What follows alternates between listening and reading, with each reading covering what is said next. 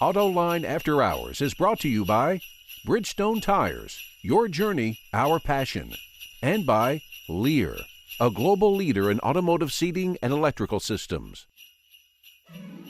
This is Autoline After Hours with John McElroy and Gary Vasilash, episode 360 for December 23rd of 2016, A Very Merry AAH. Watch Autoline After Hours live at Autoline.tv every Thursday at 3 p.m. Eastern Time. That's 12 p.m. Pacific. You can subscribe to this podcast for free by searching for Autoline in iTunes, Stitcher, or YouTube. Well, ho, ho, ho, Gary. Boy, it's beginning to look a lot like Christmas. It looks a whole lot like Christmas Man. here. You know, look at this set and the Fantastic. open that we just had there. Unbelievable. Great. It's cool. I've never seen the studio quite like that. No. Very festive and Festivus for the rest of us. Let's not forget that. And of course, the annual airing of grievances will begin. I think that's exactly that's what we're doing. And for those of you who don't know what those voices were, you just heard Todd Lassa and you heard Mark Phelan. And it's great to have the both of you guys here for this Christmassy sort of special that we've got going here. End Great of to the be year, Nice to be here. getting Thank the you. holidays. Hanukkah. Let's not forget Hanukkah, which starts It's the same day as Christmas this year. Yeah. I mean, yeah. Kwanzaa, if you celebrate that too, whatever you celebrate. Sure. We're just in a holiday spirit here. Yeah. Tiny reindeer hooves on the roof. Yeah. Okay, well, look, we're going to get into handing out presents and coal later in the show, but I think we got to stand back and just look at the whole year, 2016. What do you think, Gary? What do you think people might remember this year Well, for? I mean, I looked at it from the point of view of looking back and what was I thinking about. And if we go back to January, Mark Fields at CES. And it just struck me that having him here making those presentations to that audience in the following week being Auto Show, having General Motors making a big deal out of CES and NAIS sort of taking the second stage. And you look at the technologies those guys were talking about, it was electrification and autonomy. And I think as you go through the year, that just keeps repeating, all the way through, this week with the, the Google FCA announcement about the 100 special minivans being made for Waymo. And now apparently Google or Waymo and Honda working on a deal as well, which is an interesting kind of counterpoint to that Waymo Google FCA deal, because that deal is just a limited, non-exclusive kind of contract between Waymo and Fiat Chrysler and the Chrysler Pacifica.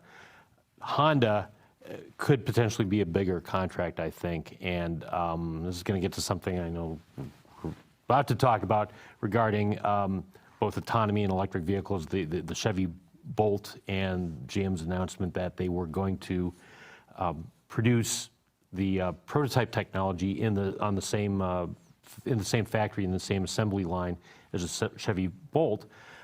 I think, and I'm getting way ahead of myself because we don't know what the Honda deal is going to be, but I think potentially that might be the type of thing we'd see at Honda as well. Honda wants to be a supplier. Waymo wants to be a supplier to as many companies as possible. They want to be Bosch or ZF or Denso, whoever it is. They want to be the leader in that technology, and they want to sell it to everybody. But did you get the sense that, that sort of defined the year, the way that I get the sense that it because I was looking at... No, but it's a good one. Okay, I was looking at big GM announcements. So in January, they started Maven and they invested in Lyft, okay?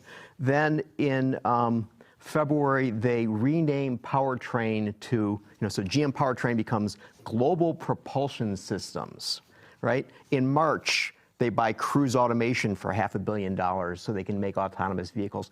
And, I had a hard time trying to find anything that General Motors announced in 2016 that didn't have to do something with car sharing, electrification, or autonomous vehicles. I agree with you. And Ford and Mark Fields, along the same lines, a lot of talk about how we're not a car company anymore, we're a mobility company. That worked so well when Jack Nasser said it too, didn't it? It did. But The flip side of that is this for me, and you know, we've all been writing about autonomy, about car sharing, about the way the auto market is going to head for a long, long time. And think about back in the last part of the last decade when there was all this stuff about how kids aren't interested in getting driver's licenses anymore. What's going to happen to the car?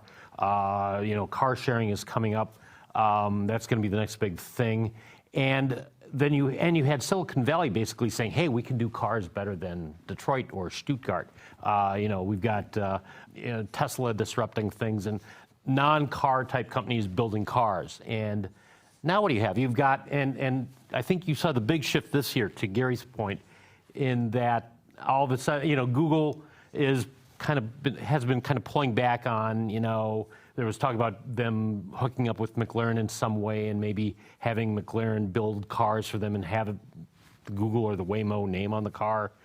Apple with the Titan project. You know, all of a sudden now they're willing to be suppliers to the auto business because they've figured out that, yes, building cars is a lot tougher. No, but I think they always wanted to be suppliers to the auto industry. And forgive me, but I think that what we're doing right now is what Mark Lenave, you know, Ford executive's wonderful, wonderful phrase is north of Toledo thinking. I mean, we are really focused at a bunch of announcements that were made a year ago at CES because it's become the cool thing to pay more attention to CES than auto shows. But what's really going on is, I think, John's next point, the fact that people aren't buying cars anymore. Well, yeah, no, I think that's one of the things we're going to really see trend for 2016 is became hyper obvious that the marketplace is not abandoning cars, but shifting over to crossovers, SUVs, and pickups, and vans. And it's even. not a short-term thing. No. It's the shape of the future. Right. And all of the technologies that we were talking about are part of what will be wrapped into those going forward. But I think the product is still where it's at. You know, to some extent, the technologies are just like automatic transmissions were at one point. Yeah. Things that will be taken for granted and will be used more than something that all of a sudden, oh no, people aren't going to buy cars anymore because they can't shift for themselves. Right. Hey, and we actually got a phone call a couple of weeks ago that we never were able to get to on the show, and we've kept that, and it actually ties into this. So, Carmen, let's bring in that phone call about the shift to trucks. Yes, hello. My name is Glenn. And I'm curious about General Motors and the Cruze. They've invested a lot of money in the Cruze and into the Lordstown plant, but they just recently canceled their third shift, and they also have a shutdown. I think it's a week long coming up. Lordstown is one of GM's largest plants. It's also the only standalone plant that makes just one model. And I'm just wondering, will they keep Lordstown going with a new model? Thank you. Yeah, good question. You would think that might be, you know, if they're going to do well with the new Equinox, whether that might be the kind of product put in that plant.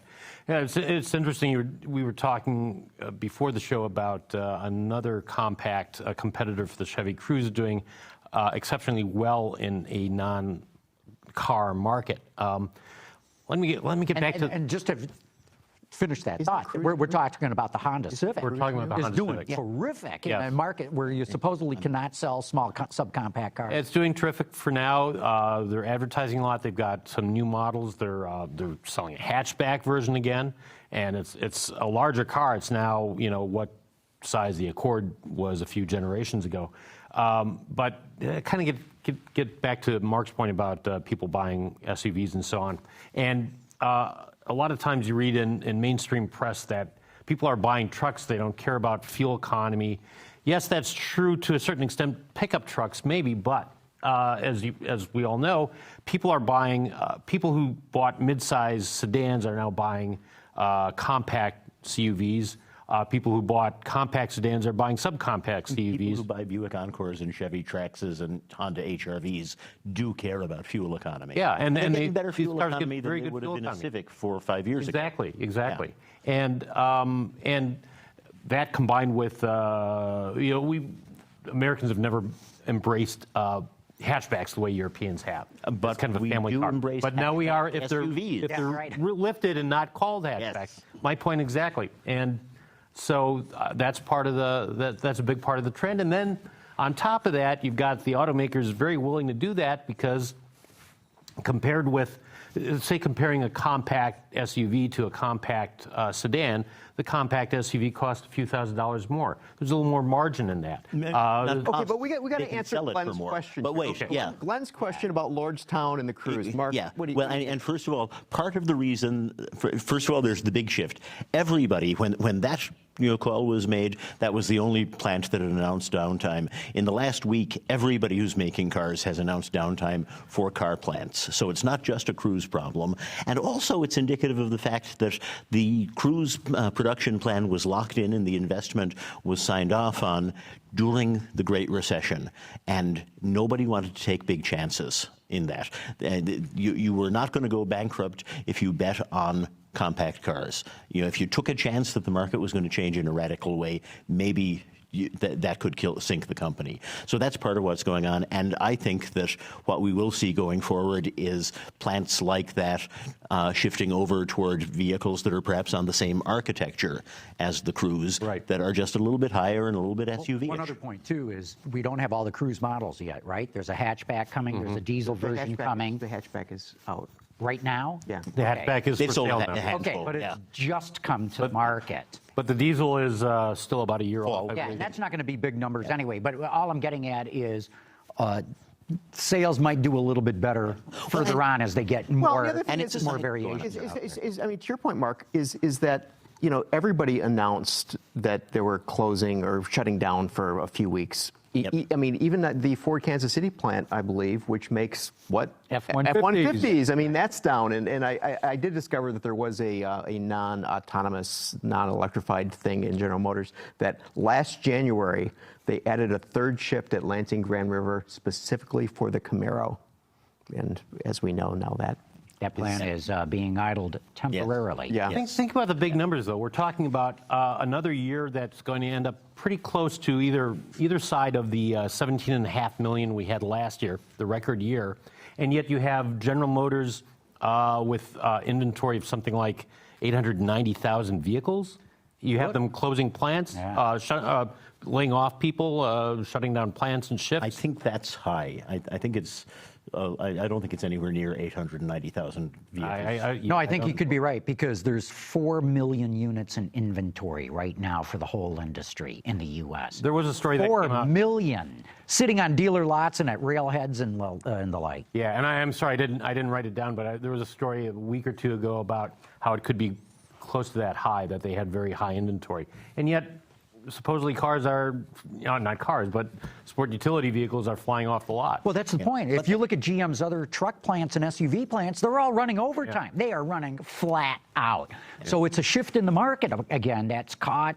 I mean, when you look at where most of the inventory is, and it's not everybody. Exactly. No, it has caught everybody, I think. Well, to some extent.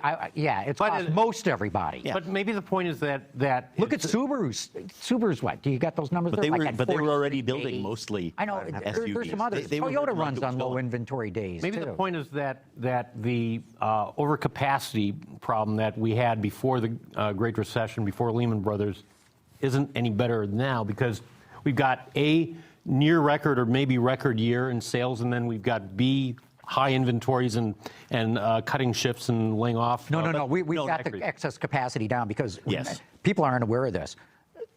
Even people in the industry. GM, Ford, and Chrysler closed 19 assembly plants in 2008 and 2009. 19. And, you figure each one of those can build roughly 240,000 vehicles a year, roughly rule of thumb.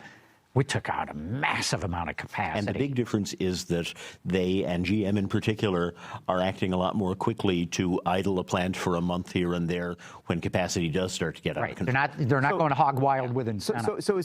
So is this a trend that's coming out of 2016? The fact that they're now being more tactical in terms of shutting things down, opening things up? Oh, I think that was something that was already established. I think one of the lessons they learned going into the Great Recession was that they kept plants running just to keep them running, and that's a very, very bad recipe for the short term and for the long term value of the brands. And I think they're avoiding that now. Yeah, there's no question that part's fixed. But again, if you have if you have overcapacity, I mean, if you have a huge inventory at GM and maybe a normal plus inventory at Ford and probably a larger inventory at Fiat Chrysler, and you're selling more cars and more SUVs than ever, more vehicles than ever, there's still something wrong. No, it is out of whack. You're right. So another thing that we didn't that happened in 2016 that really didn't happen was this was an opportunity for there to be a strike at the car companies. The UAW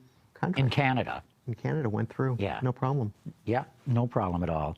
Well, I mean, there was some drama, But is that indicative of what we're going to see? I mean, that, because to your point of closing things down and back in the day, that'd be like, oh my God, you can't do that.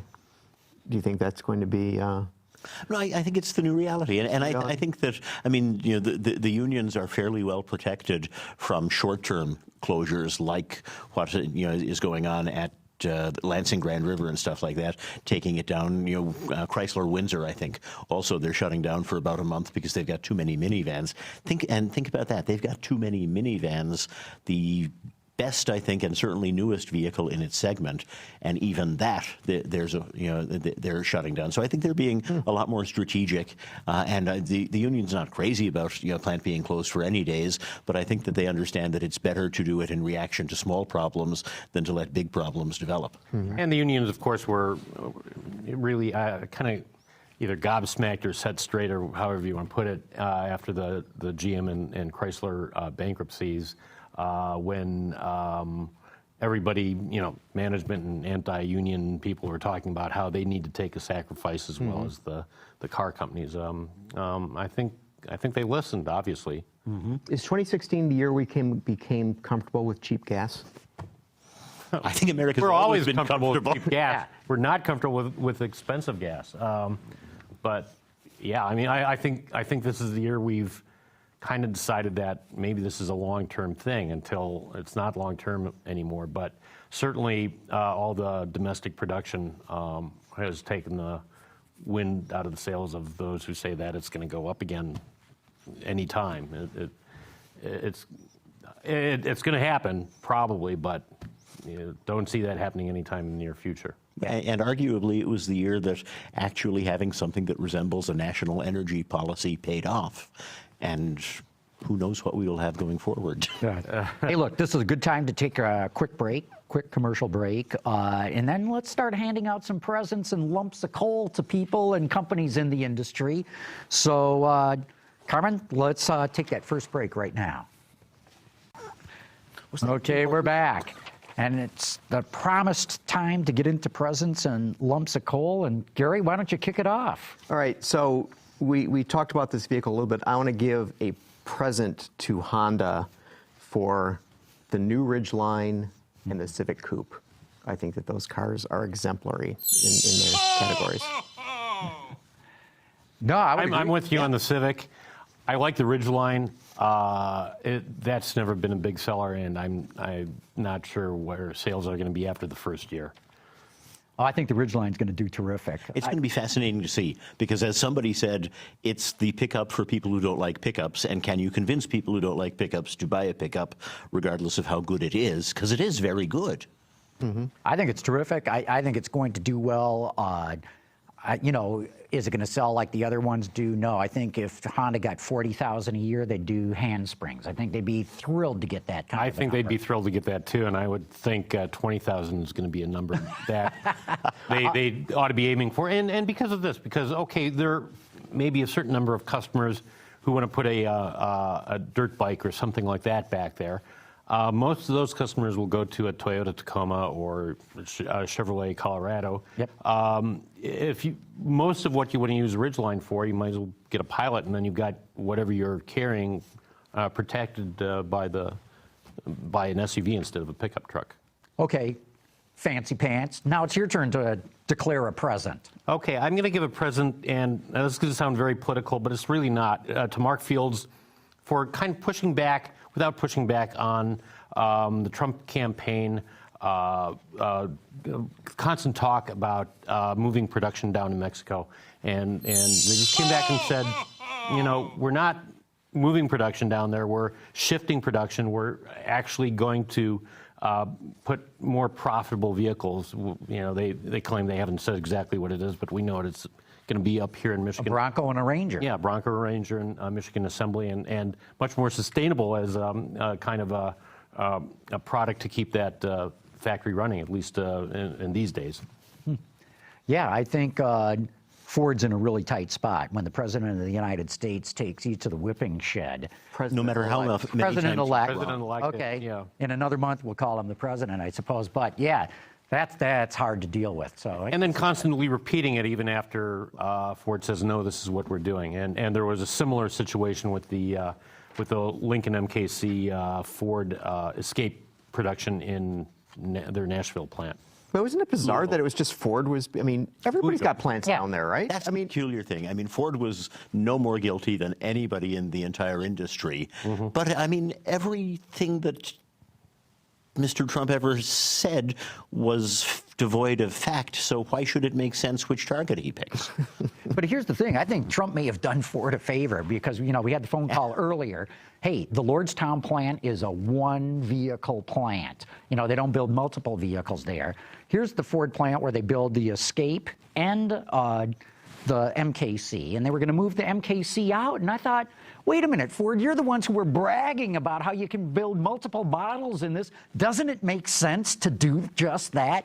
And now I think the Trump, campaign may have done them a favor by forcing them to keep that car in that plant. I think the dog that hasn't barked yet in that whole story is that before that whole controversy, before the election, Ford thought they needed an extra 40,000 units of capacity because they could sell more Escapes. That's why they were going to shift production to Mexico of MKCs. Now they don't think they need 40,000 units anymore. What does that say about their projections for next year's sales overall? That's what I wonder about. Yeah, maybe they're budgeting down. I think they are. Okay, Mark, your turn for a present. My present goes to Carlos Ghosn, CEO of Renault, Nissan, and as of about 6 weeks ago, Mitsubishi. He is on course to lead and create what could be the largest automaker in the world next year. He put together a structure that we thought was so complicated when he was first trying to mix Renault and Nissan. People said you can't put two sick companies together and get a healthy company. He has turned out to be right every step of the way. And I remember almost exactly 10 years ago, the Paris Auto Show, when he was trying to orchestrate the shotgun wedding with General Motors. And I think several of us were probably at the dinner where it became apparent that he was not going to get the deal he wanted. And he was crestfallen. I mean, he hit it well, but he was a man who thought he had known what his place in history was going to be, and it was slipping out of his grasp.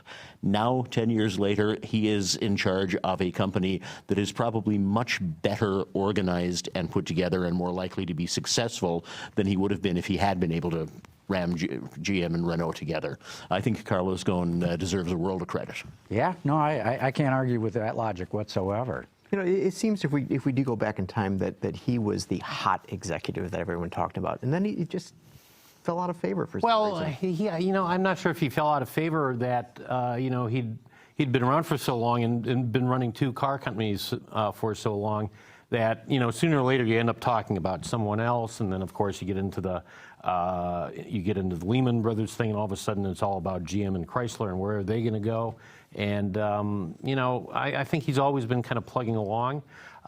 You look at the products. Nissan products are nice and good in their categories, but not that much outstanding right now. I think he could concentrate on some of the product a little bit more. Well, also look, he way overbet the farm on electric cars. He built way too many battery factories, way too many assembly plants for the Leaf, so he made a huge mistake there. Also, he's had a massive fight on his hands in Europe over trying to turn Renault around. He's gotten a lot of political blowback by that. And when you compare Renault to Peugeot with his ex-deputy Carlos Tavares is kicking Renault's butt right now. So, I think that's part of the reason why he sort of fell out of favor. But I agree with you, Mark. I think his alliance approach, where you can join the alliance and you don't have to give up your corporate culture and you don't give up your total control, is proven to work out pretty well. And let's not forget that that also includes an alliance, a strategic alliance with Mercedes-Benz. Profit sharing, absolutely. That's going to Yeah. do wonders, Yeah. I would think, for Infiniti product going Right. forward. And engine manufacturing. And it's, That's going to be. I think that might be key to his legacy is what happens to Infiniti, because he's been very aggressive as trying to push that as a Japanese luxury brand you can sell in Europe, which is a very tough proposition. And now with the deal with Mercedes-Benz, he might have a shot at that. well, and he also took on the challenge of running and reforming a Russian car company, which is also yet to be determined, how that will work out. But those are a couple of the big questions going forward. But man, John, you're present. Yeah, I'm not sure which one I should choose right now, but I guess I'll go with an easy one. I think there was some major milestones in motor racing this year. So I'm giving presents to Ford with the GT right out of the box. They won the 24 Hours of Le Mans. I think there was some rules bending there that helped them along the way. Nonetheless, they got to the finish line. I thought that was real impressive. Corvette Racing, I mean, they won the championship here in the U.S. I mean, and boy, that's hard to do. That is such a competitive series. Jimmy Johnson racked up his 7th NASCAR championship, finally tying Richard Petty and Dale Earnhardt Sr., and that ain't easy to do at all. I think I'd give a shout out too to some of the newcomers in the field like Max Verstappen in Formula One, who showed this kid's really worth paying attention to. So I guess I'm sort of handing out a whole bunch of presents at once. I'd add being an F1 fan. Sorry, didn't want to step over Santa's words there. Being an F1 fan myself, a little nod to Kimi Räikkönen, who's my favorite driver to watch in press conferences because he's so odd to watch in press conferences, and his quotes like "Leave me alone, I know what I'm doing" when he won a race for Lotus. Now racing with Ferrari and being one of the older racers in Formula One, outshined his teammate Sebastian Vettel this year, which I think is worth noting. Yeah. And Nico Rosberg, who won the championship and walked away from the table, to my surprise anyway. To everyone's surprise. Yeah. That and Ron Dennis leaving McLaren are the two biggest racing stories from my point of view. Yeah, I guess I got to admire Nico a little bit, that he accomplished his goals and he quit on the spot. And it's fascinating to me that was his goal, because his father won multiple championships, I believe, didn't he? I think he only won one. one. Was it just one? Yeah. Oh, in that case, I take it back. Yeah. But no, you're absolutely right. And was he ever, with Hamilton on his team, driving a virtually identical car, what were the odds that he was going to be able to repeat anyway? But I mean, who wouldn't like to be able to go out at the absolute peak? Go out on top Yeah. and just... One other, from another series, though, you were talking about Jimmy Johnson, and it was a phenomenal achievement. And I don't know if people appreciate just how good he is, but he's so good that I think it in some ways obscured the fact that Chevrolet, which had been pretty dominant for a number of years, isn't controlling NASCAR as much as it used to, and Toyota had a great year. Yeah, they won the Manufacturers' Championship. They did indeed. NASCAR, so... Yes. This is their first, isn't it? Yeah. Yeah. Jimmy Johnson won me $10, so I was really happy that he won. Okay. Maybe Toyota won the Constructors' Championship this year, but they won the Drivers' Championship last year. Right. This was their first Constructors' Championship. Yeah. They got the driver last year. Right. But this year, all 4 of the Gibbs cars made it into the chase, to be the finalists. I mean, real achievements on their part. And but it's easy to overlook. Like you just said, it was Joe Gibbs Racing. Yeah. And they are Toyota. There isn't any other Toyotas that really are going to do that sort One of little asterisk, what you said about Nico, I hate to be a conspiracy theorist, but there's a couple of engine failures for Lewis, who I admit I was pulling for over Nico this year, made me wonder at times. Not just you, Todd. Yeah. Okay, good. Well, that was all over social media and the internet. I'm glad you're backing me up on that. I was treading lightly because it does sound like a conspiracy theory. Well, but you do have to wonder, when it became obvious that a Mercedes car was going to win, how much did somebody in Stuttgart want it to be a German driver? So yeah. including perhaps Niki Lauda. Yeah. Although he's Austrian. I know he's Austrian, but I mean, But he ain't British. but he was certainly He's a behind. company man. Right. He was certainly close friends with Nico, I think, at least body language in the pits, that sort of thing. Right. Anyway. Hey, let's take a quick promo break right now. We're going to come back. We got Dr. Data and a lot more presents in coal to get to. From Shanghai to the Silicon Valley, the auto industry may make news around the globe, but there's only one spot to get your daily dose. Check out Autoline Daily at autoline.tv, Monday through Friday at noon Eastern. Okay, we're back, and it's time for Dr. Data. All right, so this is going to be completely appropriate, and as I mentioned to you guys, if you don't get this right away, I'll be flabbergasted. So Carmen, please bring up the first set of numbers, please. So there we have 2010, 2015. And it looks like lumps of coal in the background. What that might be. F-150 sales? It's an interesting guess. F-Series sales. I'm going to guess it's millions of tons of coal used in the United States. Oh, now I feel The pressure's on, Todd. those are the best answers I could think of. That Fiat Chrysler sales. Carmen, the answer is U.S. coal production. Wow. So here's an interesting thing that the coal. Oh, I guess millions of tons. That's thousands of Thousands of tons. tons. So I was wrong. thousands of short tons. Yeah. Metric, So- African or European. Don's answer. Yeah. I thought. So actually, this coal that we're going to be giving out here is far more valuable than we might have thought. But Yeah. because So we got to give a lump of coal to the coal industry. that's well. Maybe we got to give them a present. You look at those I numbers. think they and got it's their just, present in November. yeah. Well, they did. And So maybe next year it'll just be it'll be like giving nothing. But they did. And then the point is, so is coal production down because of environmental policy, or is it down because natural gas is taking over? that's what it seems to be. And the whole too. right. And Yeah. so we have the situation where we did hear a lot about coal this year in terms of bringing it back. But I mean, if you look at those numbers, though, I mean, how devastating for those people that they'd gone from such a high to such a low in just 5 years, and the numbers weren't available yet for 2016, but not looking good for the coal industry.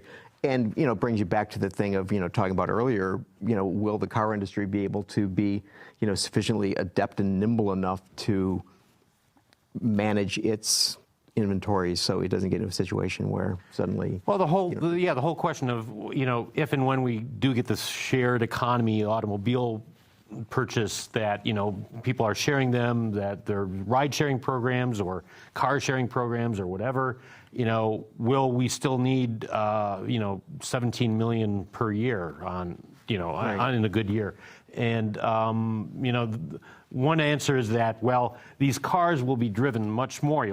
They'll be driven almost 24 hours a day because they'll be going from borrower to borrower to borrower or whatever, and so they'll wear out more quickly, and they'll have to be replaced more quickly. But I think the problem is right now, I think we probably have too many automakers, too many brands, and I think that there's a lot of resistance to shaking that out. But you're seeing Fiat Chrysler.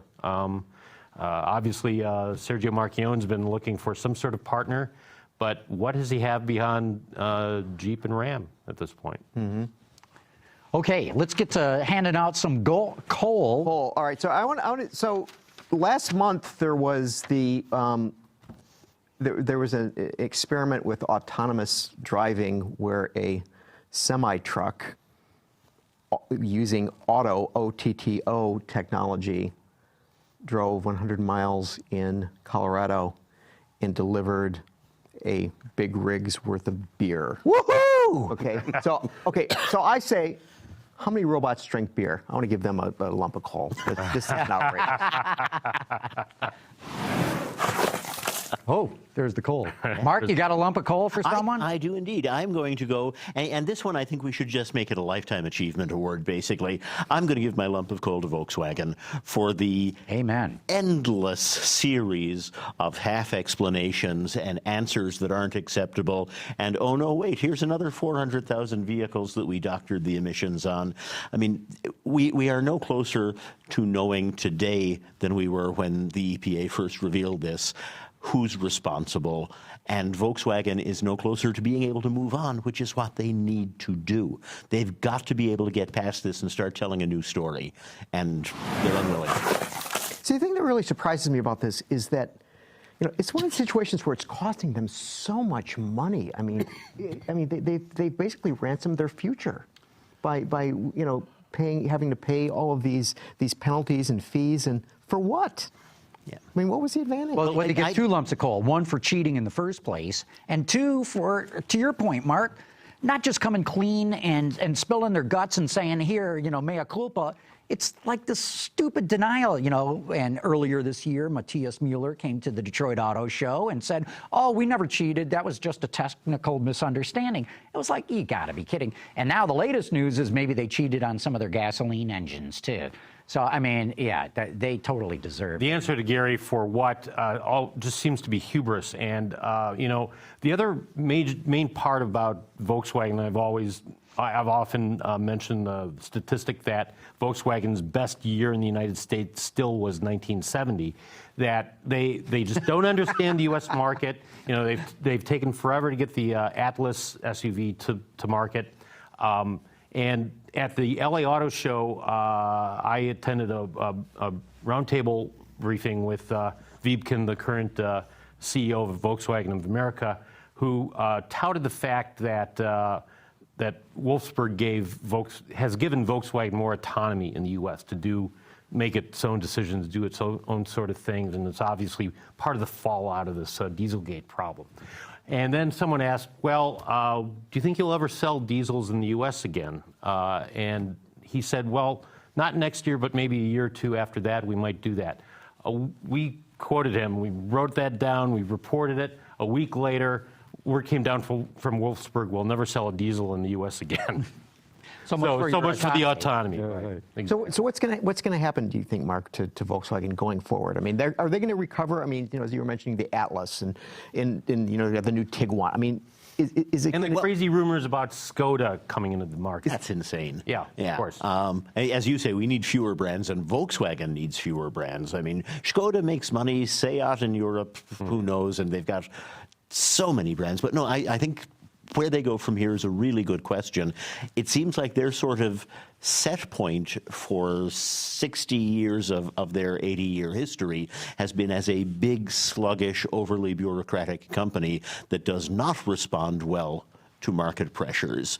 And that all changed under Ferdinand Piëch, and I'm blanking on the fellow who took the fall for everything, Winterkorn, under their leadership. Now do they go back to being the big sluggish company that makes a lot of cars, but they're not the competitor everybody fears? I have seen no indication of a plan to keep them from doing that. Mm-hmm. Does the average consumer go out and buy a Volkswagen? Since 1970, have they? No, and being the last one or second last before Subaru into the market with a three-row SUV like the Atlas is not the answer, clearly. And being, 9 years late with a competitive player in the Equinox and Escape segment with the Tiguan they're going to bring to Detroit this year. On top of it, they're touting the fact that this is going to be large enough to have 3 rows, which is not what that particular segment needs or wants. Yeah. I think they're going to run out of money. I think the Department of Justice still has not come down yet. I think they're going to string them up. There's still criminal charges There's pending? a lot. And they're talking about coming out with 30 EVs. I don't think they're going to have the money to be able to do it. And investing in battery factories. And if I can add one thing to what you said, a major shout-out of praise to the regulators for telling people, if you consciously break the rules, the penalties will be so severe that it could ruin you, because that's what it takes. Yep. You know, $50,000 here, $50,000 there, That's who cares? nothing, right? Yeah. Even 50 million. Yeah. I believe they make money on both Skoda and Audi in Europe. You know, I think the idea, if anybody, I don't think it was ever going to happen, but Skoda coming to this country, is that in Europe, Volkswagen is kind of the Pontiac Oldsmobile of the lineup, and Skoda is the Chevrolet. So that was going to be the popular priced car. But we're talking about a company whose most successful car in this country, and maybe it's the only truly successful car in this country, was designed in the 1930s and sold in the 50s and 60s. And we're talking about a company that's on the hook for God knows how many billions in fines and penalties. And what's it cost to launch a new brand? Yes. A few more billion. Yeah. Yeah. Yep. Cole. Okay. Cool. Well, I'm going to kind of follow that up and give a call to diesel. And the inability... Diesel in general? Diesel in general. To diesel-powered cars and SUVs. Wow. Now, I know we enthusiasts, we love diesel-powered cars. They're fun to drive. They've got long range. But they're fun to drive only because they're turbocharged now. You drive an old pre-turbo diesel, you don't want to be near it. And I understand they make sense in bigger trucks, SUVs, and certainly need them in semis. But you now have a situation in kind of an environment in which cities like Paris and other cities in Europe are looking at banning diesels in the city. You're looking at VW finally saying, okay, we're not going to bring it back. Meanwhile, at the Geneva Auto Show, Dieter Zetsche said, we're going to invest 2.6 billion euro in a new series of 4- and 6-cylinder diesels for Mercedes cars. You've got Chevrolet bringing in Cruise diesel and an Equinox diesel before long, and you've got Mazda finally saying we finally figured out how to do it. You know, after learning how VW did it and got away with it for only a little amount of time. I just think diesels, with the advances in gasoline engine efficiency, there's no need for them anymore. Yes, they're cleaner because they get higher fuel mileage, but if you look at the CO2 output per MPG, it's higher for a diesel, and then you also have to clean up the particulates with a very expensive sort of after treatment. I think electrification is now reaching the point where that can take over. And I'm not just talking electric cars, but also plug-in hybrids and that sort of thing. 48 volt too. Exactly. Right. Exactly. Yeah. Wow. Interesting. Okay. As long as we're sticking on more specifics, then I'm going to give a lump of coal to every OEM for coming out with headlamps that really aren't that good. And this has only come out this year, where the IIHS, the Insurance Institute for Highway Safety, started incorporating headlamp performance in how they rate the safety of their cars. And so, you know, you got to have good structure and you have to have automatic braking. You also have to have good headlamps. And I'm just astonished. You know, finally, I'm able to say, okay, it's not my old eyes. It is a crummy headlamp system out there. Yeah. And I've been a huge critic of the IIHS over the years, but I commend them for this, for bringing this to the forefront. And how dare the car companies not have addressed this and have waited for the IIHS to call them to task on it. Well, is part of the issue also the fact that we didn't know how bad headlights were until we got the option of paying more for good headlights? But that's what they came out with. The HID ones can be real crummy. The LED ones can be real crummy. Crummy in terms of people saying, "Oh, I don't like the glare," or in terms of how far you can see? They measure. Okay. They have a specific test on this thing. Well, and the HID and the LEDs do not necessarily outperform the regular incandescent ones. And they do measure glare, and which I think is a little bit whiny, frankly. and the ones actually that got the really good scores though are headlamps that tend to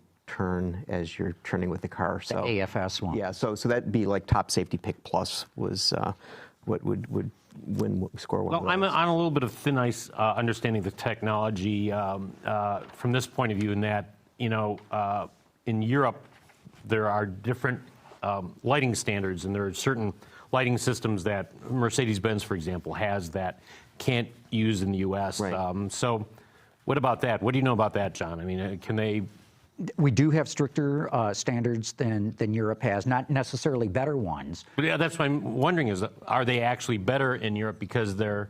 That I don't know, but you know, latitude. Mercedes and BMW and Audi and the rest of them with their fancy schmancy headlights didn't score very well in these tests. My point is that those are not necessarily the same headlamps that they use in the Europe. Euro spec is not used here, Right. and there are regular. I mean, so for example, Mercedes has the capability where you can black out sections of the headlight when it sees oncoming vehicles. NHTSA has approved, I think, for next year, Maybe on an experimental basis. Yeah, That's an a experimental fascinating basis. technology. Yeah, so I mean, they do have stuff like that. But I mean, I think what is ironic, and to your point, John, is that if you look at it from the design point of view, for the last couple of years, for certain, it's all about the headlamps, and they're like, ooh, look what we can do with these headlamps, and ooh, we got these LEDs, and they're looking so cool. But why do you have headlamps? So you can see in the damn dark. I mean, it's just like, let's not lose sight of what they're there for. They're not there for decorative purposes. Well, I'm sorry, I was going to say, you know, I've mentioned on a previous show that my wife and I got ourselves a Bug Eye Sprite this last summer, and to us, any headlamps look really good. Well, that's what I was going to say, too. On the rare occasions when I have a test vehicle that has got old-fashioned, regular intensity, you know, headlamps, I think, my God, how do people, you know, even pull out of their driveway with this thing? Because I've gotten used to the very high-end, very expensive ones, and that's why I was curious if there was a correlation in the problems. But there is not. Yeah, there is not. But you guys know we test so many different cars. Sometimes you get in a car and go, "Wow, I can see so much better at night in this car." Yep. So, and I'll bet those are the ones that score high with the Institute. Yeah, yeah. Okay, look, we got to take another quick commercial break. We got a whole lot more presents and coal to try to get to, but Carmen, let's give a shout out to our good friends, I believe at Lear, right? Lear Connexus offers a parental controls application with geofencing that sends notifications regarding driving behavior and location, including curfew alerts, acceleration alerts, and speed alerts. All delivered to a smartphone application that includes vehicle location, driver notifications, and a report card of driving history, including notifications when predefined geographic boundaries are crossed. For more information, visit Lear.com. Okay, we're back. We're talking about presence and coal for 2016 for the automotive industry, but the control room just said we got a phone call in about that. Let's bring that in right now. Gentlemen, this is John Kay from San Diego.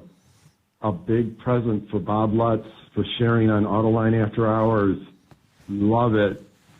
And coal to a certain gentleman by the name of Bob, who lives in Florida, the merger of equals Bob. You remember him for not sharing. Thanks. Bye. Hey, thanks for the phone call. Yeah, he's talking about Bob Eaton. I'm pretty sure the merger of equals that turned out not to be a merger of equals. That was a... He got a good golden parachute with his lumps of coal, though, and that was quite a while ago. Oh, yeah, no, he walked away with, I'm told, over $100 million. But, yeah, no, I feel sorry for Bob Eaton. I think he got taken as much as everyone else. Of course, he was the guy signing the deal and doing the handshake. He should have never been taken. You know, but where are we now? We're now talking about what's going to happen to Fiat Chrysler. Yeah. And, you know, you think about it, and even before the 70s and 80s, before Lee Iacocca, Chrysler has always been an up and down company, all the way back to the 30s and 40s. Yeah, exactly right. Okay, Todd, you got the chair right now. Why don't you start with a present? Okay, let me give a present I'll give it to the state of Michigan for passing a liberal autonomous testing program here, and in connection with the, forgive me, I always forget the name of the new test track at the Ypsilanti, the Willow Run. American Center for Mobility. There you go, thank you. The American Center for Mobility, kind of grabbing maybe some testing or some of the limelight from California, where a lot of the testing has happened so far, and we've had some bad incidents regarding Uber testing autonomous Volvos in San Francisco. So let's hope that the automakers take good advantage of this liberal testing environment in Michigan and test responsibly. I'm going to counter your present to the state of Michigan, and I agree with you for that, but I'm going to give them a lump of coal for banning Tesla sales in the state. Okay. I think it's a foolish move, and I think it's going to come and backfire on them. I'm with you there, but that gets in the whole issue of dealerships and state dealership laws, and don't get me started on that. That'd be a whole bag of... All right, moving right along. Go ahead, Gary. I want to give a present to BMW because it turned 100. 100, yeah, I had that down too, yeah. 100 years, so just maybe not a Christmas present, just a present. Yeah. All right. Okay, Mr. Phelan. I will give a present to John Krafchick. John Krafchick, who we initially got to know as a Ford engineer. He then became, I still think, the only CEO of Hyundai of America who got to leave on his own terms instead of being fired. And now he has been for the last couple of years the head of Google's autonomous vehicle program, which was just renamed as Waymo. And people were saying, "So John, what you doing?" Well, John finally has something to show for what he's doing, what he's been doing, and he's coming here to Detroit to show it. He'll be speaking on Sunday, January 8th at the one of the beginning presentations of the North American International Auto Show. He's going to be talking about Google's plans going forward. We'll probably understand more about the deals with various companies, and he will be giving the world the first look at the Chrysler Google minivan, the minivan that Chrysler built for Google, which is the first sort of production vehicle to fully incorporate all of Google's features. There's about 100 of them being built, and I want to drive one of those. I want to be driven in one of those. Yeah. See, but so just as John jumped on Todd's, I'm going to jump on yours, and I want to give Google a lump of coal for coming up with conceivably the stupidest name in the world for a company.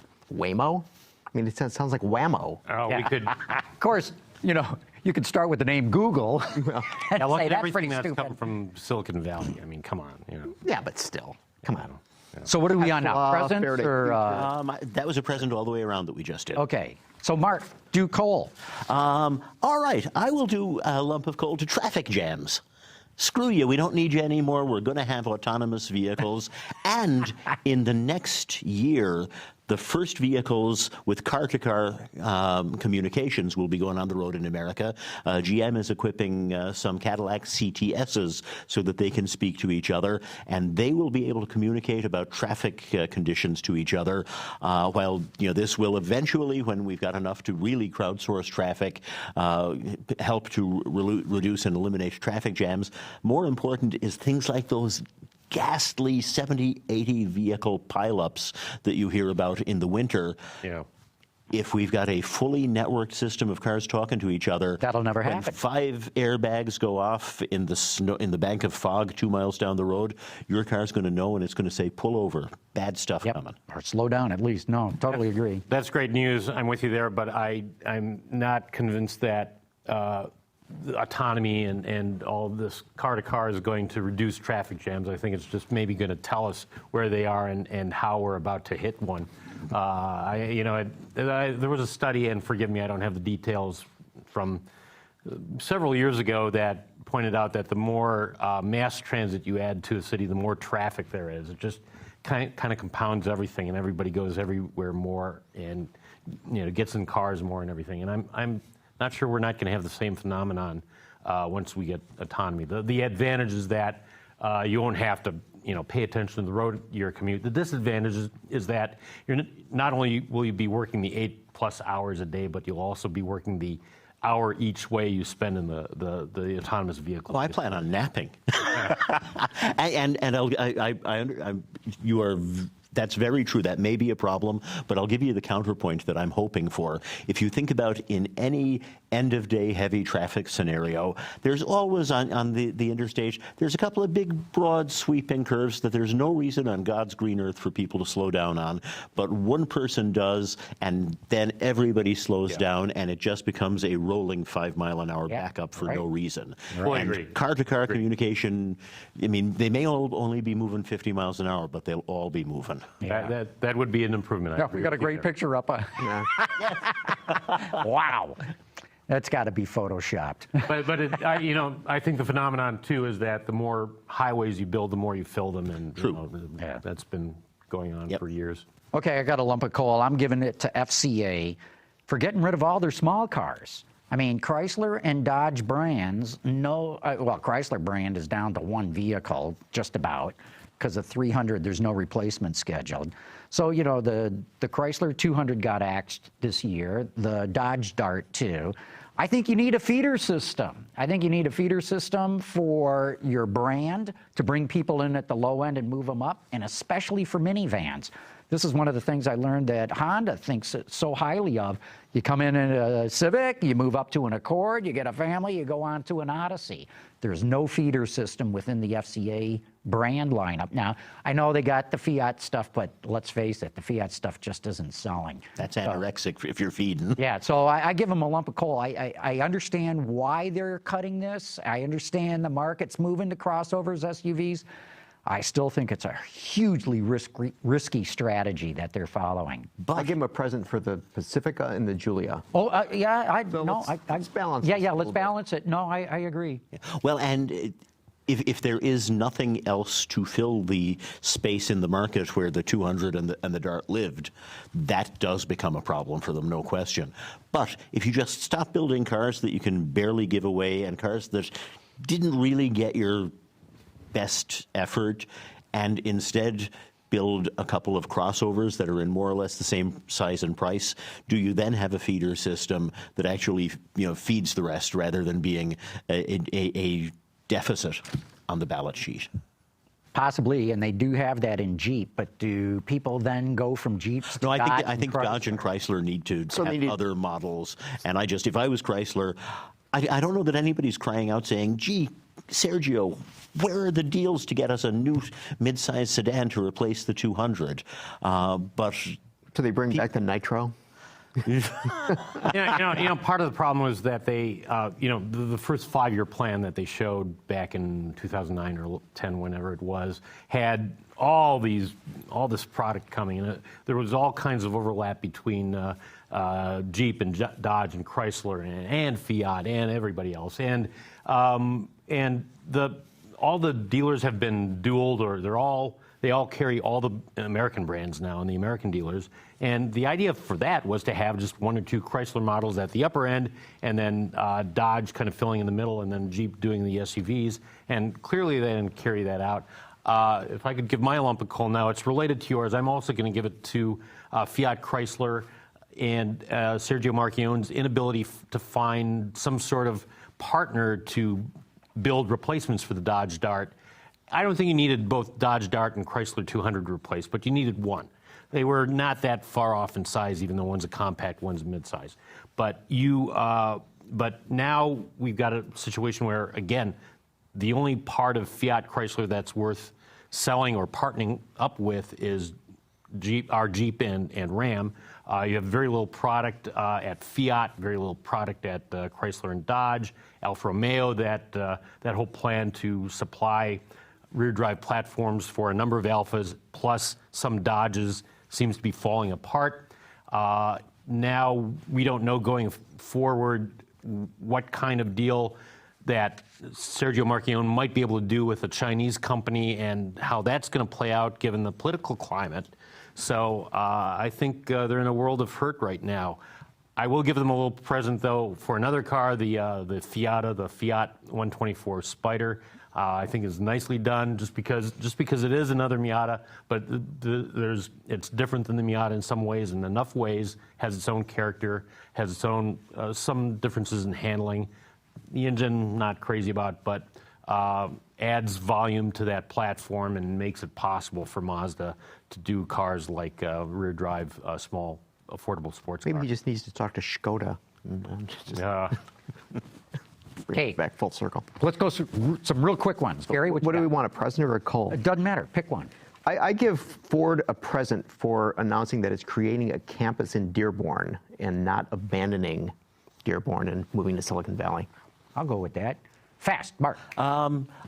Ford, I give them a hall pass. They get no more criticisms from the president or president-elect for the next 4 years. They've taken enough blame for stuff that they weren't even doing already. Mm-hmm. I'm going to go with 2 presents real quick. I'm going to give one to General Motors for really sticking with this strategy to wean itself off fleet sales. Yeah. They've lost some sales, they've lost some market share, their bottom line looks brilliant. I think this is really going to pay off for them. And I'm going to give a present to Toyota for making automatic braking standard across their line. They'll have this done by the end of next year, 5 years ahead of when the rules require that everybody have this. I think that's going to pay off for them too. I'm going to give GM a present for my favorite show car of the year, the Opel GT Concept from Geneva. I'm going to give General Motors a lump of coal for what I think is probably still Cadillac pushing back on letting Buick do cars like the rear-wheel drive Vista or some sort of rear-drive mid-size or large car. Mm-hmm. But they can't sell all the Cadillacs that they're building, so I would give GM a lump of coal for being slow, but maybe this year about to fill the gaps in their line of crossovers. I mean, build stuff people are going to buy. All right, before we leave General Motors, I want to give Ed Welburn a present. Yes, oh, yeah. That's on my list too. Retiring class act, did a fantastic job of transforming General Motors design, and I think that guy needs a huge present. Let me give him one too, because I was fortunate enough to do a story with him this year for the magazine, where I'd done one story for Motor Trend Classic a few years ago, where the car that inspired him was the Cadillac Cyclone built in 1959, and I did a feature on that car for Motor Trend Classic. He talked to me about it. He said he never drove it because he was kind of afraid to drive it, that it might wash away some of the fantasy he had about the car. So after his retirement was announced, we went to the studio. They got the car out, and we got him to finally drive the Cadillac Cyclone. That's great. That was a lot of fun to do, and I really appreciated his doing that. Okay, we're down to the end here, but the control room's just told me we have one more phone call. Let's bring it in. Yes, this is Dale Leonard from Cleveland, Ohio. Hi, John, Gary, and guests. I'd like the panel's opinion on something. Now that Ford has bet its almost 50-year reputation on #1 truck sales with their military spec aluminum, when are they going to address GM's running of these misleading commercials of how easy it is to destroy the beds by dropping in a load of bricks or a mechanic's toolbox? Great show as always. Merry Christmas to the whole crew. Thank you. Thanks. Merry Christmas. But yeah, what do you guys make of this? I think that's going to be an ongoing battle. I think that GM has got a different strategy. Even when they go to a lot of aluminum in their next generation truck, they're still going to have steel truck beds. I think this fight's going to go on for a while, and it's going to be fun. Right. This is GM pointing out that it's got the patents for doing the welding steel and aluminum together. They're doing that in the Cadillac CT6 already. So now this is a little bit of a prelude to our next truck, which I'm hearing is going to be a pretty radical update with an aluminum body, but as Mark points out, the steel bed. And let's not forget your favorite truck, the Ridgeline. They went and showed, you can drop all kinds of crap in the bed and it doesn't, and they have it's a composite bed. But, getting to the guy's question, when you look at sales, ever since Chevrolet's been running those sales, F-Series have been selling better and better and better than Silverados. I mean, the gap is growing. Yeah. But GM or Chevrolet must see something in keeping on running those ads. I mean, they're not stupid. If the ads weren't totally working, I'm sure they'd brush them away. To my outsider's viewpoint, they're not working because of this gap growing.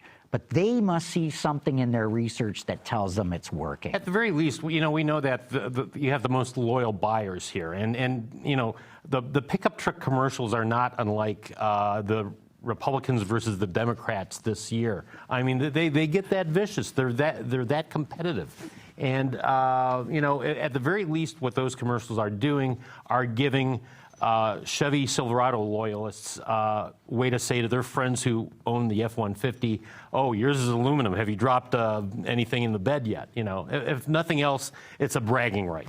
Maybe they pay that guy with the beard and mustache a lot of money and just want to Well, and Chevy does love that whole campaign that they've strung together that includes, they call it Real People or something like that, and the truck ones are part of it.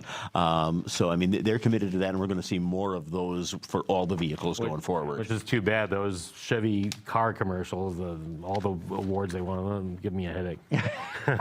but they show the Motor Trend Car of the Year award prominently. Well, I work for Auto. All right, more presents in coal. More presents in coal. Oh, right. Sorry about that. Okay, real quick, and then we'll wrap this up. Present. GM, may they finally get the credit that they deserve for decades of leadership in electric vehicles. Yes, they botched it horribly when they stopped building the EV one, but they were ahead of the industry then. They have been at least equal with the best in the industry in electric vehicles, not hybrids, ever since. The Bolt is potentially a quantum leap. I'd like to see them get the credit they deserve. Yeah, okay. I'd like to see that too. I think GM, it's just, they still they're thought of as the big guys, the anti-nader guys. So I think that's going to be an ongoing problem for them. But I think the Chevy Bolt, if nothing else does it, the Chevy Bolt will. I'll give a lump of coal then to Tesla. I don't think I mentioned this one before. For its beta testing of autopilot and for the fatality this year, and putting maybe potentially putting the brakes a little bit on autonomous development, and just kind of the attitude that Elon Musk has had, like, well, this is not our fault, and the creepy kind of, well, we've got all kinds of data on this car, on the owner. That I'm still a big fan of the Fourth Amendment, and I don't like to see that sort of thing. Okay, Gary, what you got? Okay, Automotive Hall of Fame for inducting Ralph Nader this year. Gets a present or a lump of coal? Okay. It's a present. Yeah. I think that's Absolutely. That is. No, that was pretty gutsy of them. Yep. I agree with that. And we had him on our show here. Remember when we had the Automotive Hall of Fame? Automotive Hall of Fame. Bill Chapin, Bill right? Chapin, yeah. The president. Good. Well, and another present for his auctioning off the Corvair that he had in his collection, apparently. Or maybe his only car, probably his only car. You. Oh, what? Present or coal? Come on, one. I'm not sure. I think you guys have gotten everything that I would put on here. So, yeah, I don't have anything left.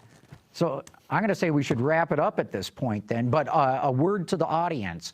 Autoline After Hours is going to take a 3-week hiatus here. Why? Because we got the holidays next week and we're shutting down. Then we're going to be at CES in Las Vegas the week after that. And then we're going to be at the Detroit Auto Show the week after that. So I hate to say it, we're going to be off for 3 weeks. I hate doing it that way, but that's the way the cookie crumbles. And you'll have lots to talk about when you come back. Oh, well, we'll have a ton to talk about it when we come back. That's the way the Mercedes-Benz, yes. Yeah. Ooh. Old one and a bad one, yeah. Sorry. Okay, so Todd Lassa, Automobile Magazine, Mark Phelan, car critic with the Detroit Free Press. Great having you guys here. Great to be here, John. And Gary, I can't wait to get back and do this show in another 3 weeks with you. Next year. Next year. That's There we right. go. So Merry Christmas, everybody. Whatever holiday you may be celebrating, definitely a New Year's for you that is going to go great. Signing off for 2016. Autoline After Hours is brought to you by Bridgestone Tires, your journey, our passion, and by Lear, a global leader in automotive seating and electrical systems. Visit our website, Autoline.tv, where you can watch us live Thursday afternoons. Get your daily fix with Autoline Daily and in-depth analysis and interviews with Autoline This Week. There's all that and much more at Autoline.tv.